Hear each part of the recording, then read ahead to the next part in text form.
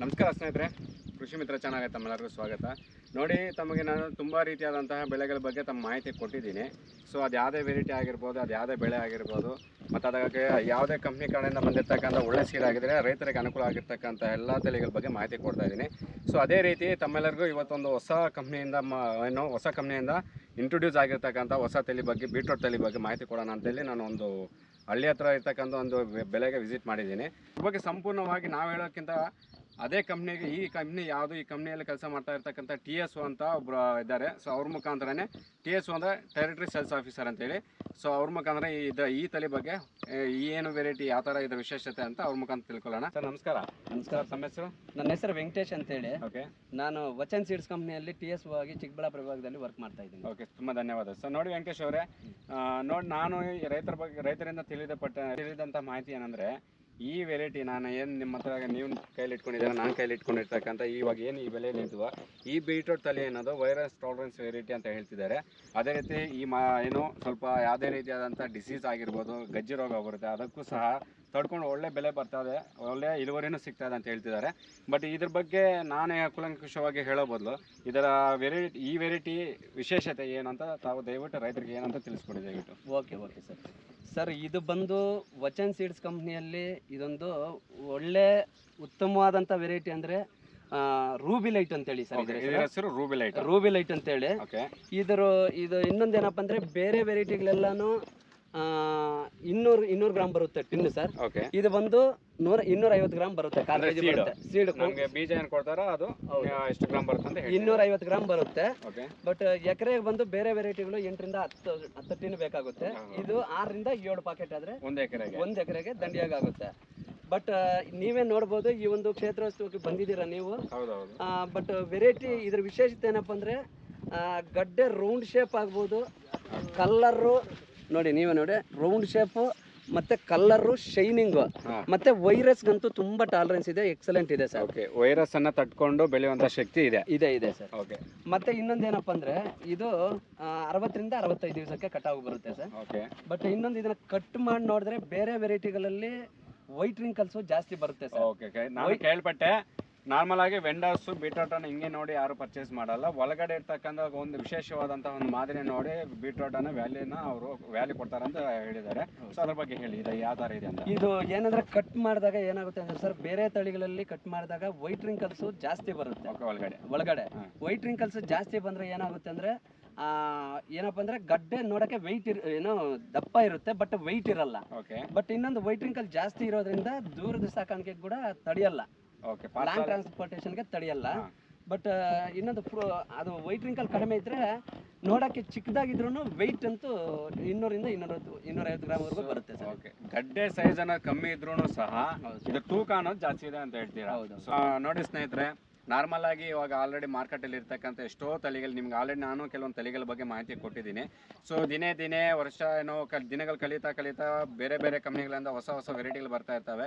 ನಾವು ಸಹ ಅಷ್ಟೇ ಯಾವಾಗಲೂ ಹಾಕಿರ್ತಕ್ಕಂಥ ತಳಿಗಳನ್ನೇ ಹಾಕ್ಕೊಂಡು ನಾವು ಅದೇ ಬೆಳೆನ ಹಾಕ್ತಾ ಇದ್ರೆ ಏನಾಗ್ತದೆ ಅಂದರೆ ವೈರಸ್ ತಡ್ಕೊಳ್ಳೋ ಶಕ್ತಿ ಅದು ಕಳೆದುಕೊಳ್ಳುತ್ತೆ. ಸೊ ಅದಕ್ಕೆ ನಾವು ಚೇಂಜ್ ಆಗ್ತಾ ಇರ್ತಕ್ಕಂಥ ಬೆಳೆಯನ್ನು ಯಾವ ವೆರೈಟಿಗಳು ಚೇಂಜ್ ಮಾಡ್ತಾ ಇದ್ರೇ ಸಹ ಏನು ಈ ವೈರಸ್ ಬರ್ತಕ್ಕಂತಹ ಈ ಸಮಸ್ಯೆನ ಅದನ್ನು ಮೆಟ್ಟಿ ನಿಂತು ಬೆಳೆಗಳು ಬರ್ತಕ್ಕಂತಹ ಒಂದು ನಮಗೆ ಕೈಗೆ ಹಿಡ್ಕುವಂತಹ ಒಂದು ತಳಿಗಳು ಸಿಗ್ತವೆ. ಸೊ ಅದನ್ನು ನಾವು ವಿಚಾರಿಸ್ಕೊಂಡು ಇಲ್ಲ ಬೇರೆ ಡೀಲರ್ಗಳ ಹತ್ರ ಇಲ್ಲ ಆಗಿರ್ಬೋದು, ಈ ಥರ ಇವಾಗ ನಮ್ಗೆ ಏನು TSO ವೆಂಕಟೇಶ್ ಅಂತ ಹೇಳ್ತಿದ್ದಾರೆ. ಸೊ ಅವ್ರ ಪರಿಚಯ ಇದ್ರೆ ಅವ್ರ ನಂಬರ್ ಸಹ ಹಾಕ್ತೀನಿ, ಇಂಥವ್ರ ಹತ್ರ ನೀವು ಕಾಲ್ ಮಾಡಿ ಕೇಳಿ. ಸೊ ಅದಕ್ಕೆ ಹೊಸ ತಳಿಗಳು ಬಂದಾಗ ಪ್ರಯತ್ನ ಮಾಡೋದ್ರಲ್ಲಿ ತಪ್ಪೇನಿಲ್ಲ. ಸೊ ದಯವಿಟ್ಟು ನೋಡಿ, ಈ ತಳಿ ಅನ್ನೋದು ವೈರಸ್ಗೆ ತಡ್ಕೊಂಡು ಬೆಳೆಯುವಂಥ ಶಕ್ತಿ ಹೊಂದಿದೆ ಅಂತ ಹೇಳ್ತಿದ್ದಾರೆ. ಸೊ ಇವಾಗ ನಮ್ಮ ಕಂಪ್ನಿ ಕಡೆಯಿಂದ ಇರ್ತಕ್ಕಂಥ TSO ಅವರು ಇದ್ರ ಬಗ್ಗೆ ಎಲ್ಲ ಸಂಪೂರ್ಣ ಮಾಹಿತಿ ಕೊಟ್ಟಿದ್ದಾರೆ. ಸೊ ರೈತರ ಪರವಾಗಿ ಇದನ್ನ ಮಾಹಿತಿ ಕಲೆ ಆಗಬೇಕಾಗುತ್ತೆ. ಸೊ ಅವರನ್ನು ಸಹ ಒಂದು ನಾವು ಪ್ರಶ್ನೆನ ಕೇಳಿ ಈ ವೆರೈಟಿ ಹಾಕಿರ್ತಕ್ಕಂಥ ರೈತರ ಹತ್ರನೇ ಮಾತಾಡಿ ಇದರ ವಿಶೇಷತೆ ಏನು, ಅವ್ರಿಗೆ ಯಾವ ರೀತಿಯಾದಂಥ ಸಹಾಯ ಆಗಿದೆ ಅದನ್ನು ಹಾಕಿ ಅಂತ ಹೇಳ್ಬಿಟ್ಟು ತಮ್ಮೆಲ್ಲರಿಗೂ ನಾನು ತಿಳಿಸ್ತೀನಿ. ನಮಸ್ಕಾರ ಸ್ನೇಹಿತರೆ, ನೋಡಿ ನಾನು ಆಗಲೇ ಹೇಳಿದಂಗೆ ವಚನ್ ಸೀಡ್ಸ್ ಅವರು ಪ್ರೊವೈಡ್ ಮಾಡಿರ್ತಕ್ಕಂಥ ರೂಬಿಲೈಟ್ ಅನ್ನೋ ಈ ಬೀಟ್ರೂಟ್ ವೆರೈಟಿ ಬಗ್ಗೆ ನಿಮ್ಮ ಮಾತಿ ನಾನು ಕಂಪ್ನಿ ಎಂಪ್ಲಾಯರ್ ಮುಖಾಂತರ ತಿಳಿಸಿದ್ದೀನಿ. ಬಟ್ ಅದಕ್ಕಿಂತ ನಮಗೆ ಬೇಕಾಗಿರ್ತಕ್ಕಂಥ ರೈತರ ಅಭಿಪ್ರಾಯ ಏನಂತ ಬೇಕಾಗುತ್ತೆ. ಸೊ ಯಾಕಂದರೆ ಅವರು ಈ ವೆರೈಟಿಗಿಂತ ಮುಂಚೆ ಬೇರೆ ಕಂಪ್ನಿ ವೆರೈಟಿಗಳನ್ನು ಹಾಕಿರ್ತಾರೆ, ಅದಕ್ಕೂ ಇದಕ್ಕೆ ವ್ಯತ್ಯಾಸ ಏನಿದೆ, ಇದರ ಯಾವ ರೀತಿಯಾದಂಥ ಬೆಳೆ ತೊಗೋಬೋದು, ಇಷ್ಟು ದಿನ ಅವ್ರು ತೊಗೊಂಡಿರ್ತಕ್ಕಂಥ ಅನುಭವ ಇರುತ್ತೆ. ಸೊ ಅವ್ರ ಮುಖಾಂತರನೇ ಈ ವೆರೈಟಿ ಯಾವ ಥರ ನಾವು ಹಾಕೋಬೋದಾ ಇಲ್ವಾ, ಯಾವ ರೀತಿ ನಮಗೆ ಬೆಂಡರ್ಸ್ ಅಂದರೆ ಮಾರ್ಕೆಟಲ್ಲಿ ಯಾವ ರೀತಿ ಹೋಗ್ತದೆ ಅಂತ ರೈತರ ಮುಖಾಂತರ ತಿಳ್ಕೊಳ್ಳೋಣ ಬನ್ನಿ. ನಮಸ್ಕಾರ. ನಮಸ್ಕಾರ. ನಿಮ್ಮ ಹೆಸರು? ನಮ್ಮ ಹೆಸರು ಗಂಗಾಧರ ಅಂತ. ಓಕೆ. ನಮ್ಮದು ಬಾಗೇಪಲ್ಲಿ ತಾಲೂಕು, ಸಡ್ಲವಾರಪಲ್ಲಿ ಗ್ರಾಮ. ಓಕೆ. ನಮ್ಮ ಫ್ರೆಂಡ್ ರಾಘವೇಂದ್ರ ಅಂತ ರೈತ. ಸರಿ. ಸೊ ನೀವಿಬ್ರು ಫ್ರೆಂಡ್ಸ್? ನಾವಿಬ್ರು ಫ್ರೆಂಡ್ಸ್. ಓಕೆ. ಏನೇ ಬೆಳೆ ಆಗಲಿ ಯಾವುದೇ ಹಾಕ್ಲಿ ನಾವಿಬ್ರು ಮಾತಾಡ್ಕೊಂಡೇ ಹಾಕೋದು. ಓಕೆ. ಈಗ ಬಂದು ಈ ವಚನ್ ಸೀಡ್ ರೂಬಿ ಲೈಟ್ ಅಂತ ಕಂಪ್ನಿಯವರು, ಈ ವೆಂಕಟೇಶನ್ ಅವರು ಬಂದು ನಮ್ಗೆ ಹೇಳವ್ರೆ ಈ ಥರ ಹಾಕಿ ಈ ತಲೆ ಚೆನ್ನಾಗಾಗುತ್ತೆ, ಇಳುವರಿ ಈಲ್ಡು ಎಲ್ಲ ಚೆನ್ನಾಗಿ ಬರುತ್ತೆ ಅಂತ. ನಾವು ಅವ್ರ ಮುಖಾಂತರನೇ ಅವರನ್ನೆಲ್ಲ ಭೇಟಿ ಮಾಡಿ ಮೊದಲಿಂದ ಈ ತಲೆ ನಾವು ಹೊಲದಲ್ಲಿ ಹಾಕುವ ದಿನಗಳಿಂದ ಇದು ಕಟಾವು ಬರೋವರೆಗೂ ಅವ್ರನ್ನೇ ಮೀಟ್ ಮಾಡಿದ್ದೀವಿ. ಎಲ್ಲ ಈಲ್ಡ್ ಚೆನ್ನಾಗಿ ಬಂದೈತೆ. ಇಳುವರಿ ಆಗಲಿ, ಇದು ರೌಂಡ್ ಶೇಪ್ ಆಗಲಿ, ಇಲ್ಲ ಇಲ್ಲಿಂದ ನಾವು ಟ್ರಾನ್ಸ್ಪೋರ್ಟು ಎಲ್ಲಿಗಾದರೂ ತಗೊಂಡೋಗ್ಲಿ, ಇದು ಎಷ್ಟು ದಿನ ಆದರೂ ತಡೆಯುತ್ತೆ. ಇನ್ನು ರೈತರಿಗೆ ಬೇಕಾದರೆ ಇನ್ನು ಇಂಥ ಕಂಪ್ನಿದು ಇದು ವಚನ್ ಸೀಡು ರೂಬಿ ಲೈಟ್ ಅನ್ನೋ ಸೀಡನ್ನು ಇನ್ನು ರೈತರಿಗೆ ಬೇಕಾದರೆ ಹೇಳ್ಬೋದು, ಚೆನ್ನಾಗಾಗುತ್ತೆ, ಈಲ್ಡ್ ಚೆನ್ನಾಗಿ ಬರುತ್ತೆ, ಇಳುವರಿ ಆಗಲಿ, ಶೇಪ್ ಆಗಲಿ, ರೌಂಡ್ ಶೇಪ್ ಆಗಲಿ. ಇದು ಬಂದು ಇದು ಸ್ವಲ್ಪ ಕಮ್ಮಿ ಇರುತ್ತೆ ರೌಂಡ್ ಶೇಪು. ಇದು ಗಾತ್ರ ಸಣ್ಣದಾಗಿದ್ರು ಒಳಗಡೆ ತೂಕ ಚೆನ್ನಾಗಿ ಬರುತ್ತೆ. ಒಂದು 250 ಗ್ರಾಮ್ ಮೇಲೇನೆ ಬರುತ್ತೆ ಒಂದೊಂದು. ಇದು ವೈರಸ್ ಆಗಲಿ ಏನೂ ಬರಲ್ಲ. ಇಲ್ಲಿ ನಾವು ಬಂದು ನಮ್ಮ ಫ್ರೆಂಡು ಒಂದು 7 ಎಕರೆ ಇಲ್ಲಿ 7 ಎಕರೆ ಹಾಕಿದ್ದಾನೆ. ಇನ್ನು ಬೇಕಾದರೂ ಬೇಜಾನ್ ರೈತರಿಗೆಲ್ಲ ಇದು ಚೆನ್ನಾಗಾಗುತ್ತೆ ಅಂತ ನಾವೆಲ್ಲ ಇದು ಮಾಡ್ಬೋದು. ಚೆನ್ನಾಗೈತೆ ನೋಡಿ ಅಣ್ಣ. ನಾನು ಕೇಳ್ಪಟ್ಟಂಗೆ ನೀವು ಸುಮಾರಾಗಿ ಇದೊಂದೇ ಬೆಳೆ ಹಾಕಿರಲ್ಲ, ತುಂಬ ವರ್ಷಗಳಿಂದ ನೀವು ಬೇರೆ ಬೇರೆ ತಲೆಗಳು ಹಾಕೊಂಡು ಬರ್ತಾ ಇದ್ದೀರಾ. ಸೊ ಇದಕ್ಕಿಂತ ಮುಂದೆ ಹಿಂದಿನ ವರ್ಷನೂ ಸಹ ಬೇರೆ ತಲೆ ಹಾಕಿರ್ತೀರಾ.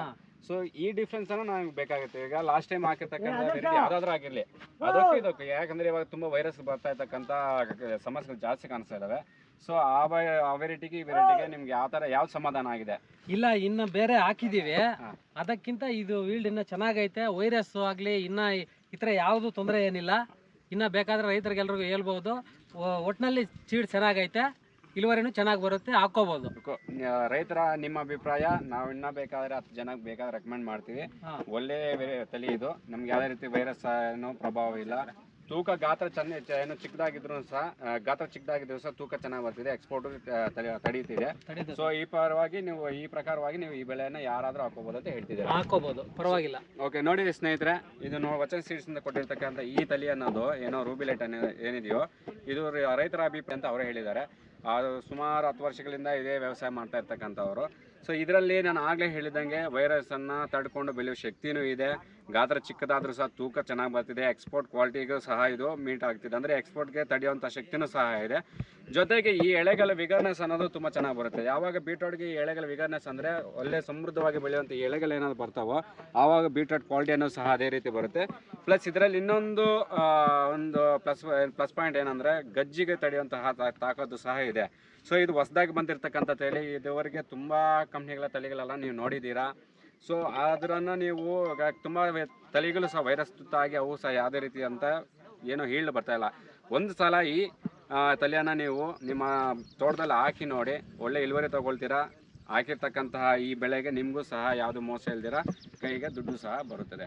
ಸೊ ವೆಂಡರ್ ಸಹ ಇದನ್ನು ಇಷ್ಟಪಡ್ತಾ ಇದ್ದಾರೆ ಮಾರ್ಕೆಟ್ ಮಾಡೋದಕ್ಕೆ. ಸೊ ನೀವು ಸಹ ನಿಮ್ಗೆ ಏನಾದರೂ ಇದ್ರ ವಚನ್ ಸೀಡ್ಸ್ ಬಗ್ಗೆ ಏನಾದರೂ ಮಾಹಿತಿ ಏನಾದರೂ ನಿಮ್ಮ ಹತ್ರನೂ ಇದ್ರೆ ಸಹ ಖಂಡಿತ ತಿಳಿಸ್ಕೊಡಿ ಕಾಮೆಂಟ್ ಮುಖಾಂತರ. ಜೊತೆಗೆ ನಾನು ಅವ್ರ ನಂಬರ್ ಸಹ ನಾನು ಡಿಸ್ಕ್ರಿಪ್ಷನ್ ಮೆನ್ಷನ್ ಮಾಡಿರ್ತೀನಿ, ವೆಂಕಟೇಶ್ ಅವ್ರದ್ದು.